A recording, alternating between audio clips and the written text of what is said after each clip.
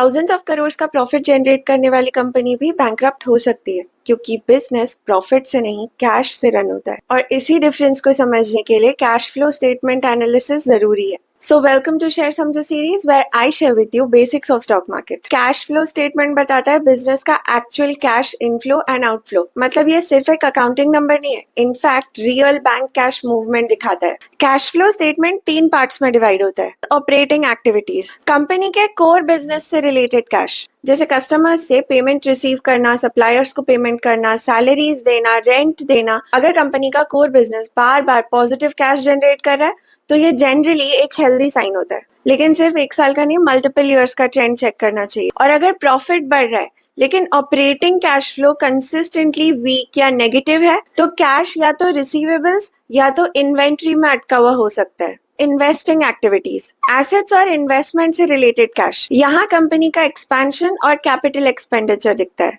Investing cash flow negative होना हमेशा bad news नहीं होता है। अगर कंपनी न्यू मशीनरी, टेक्नोलॉजी या फैक्ट्रीज में इन्वेस्ट कर रही है तो आज कैश आउटफ्लो हो सकता है, लेकिन ये बिजनेस के फ्यूचर ग्रोथ के लिए है। इसलिए चेक करो कि कंपनी इन्वेस्टमेंट ग्रोथ के लिए कर रही है या पैसे किसी अनरिलेटेड इन्वेस्टमेंट में लगा रही है। Financing activities, financing cash flow बताता है कि कंपनी ज्यादा बोरो कर रही है या रीपे कर रही है। अगर कैश लोन्स या फ्रेश शेयर इशू से आ रहा है तो कंपनी फंड्स रेज कर रही है। अगर कैश लोन रीपेमेंट, बायबैक या डिविडेंड में जा रहा है तो कंपनी लेंडर्स या इन्वेस्टर्स को पैसे रिटर्न कर रही है।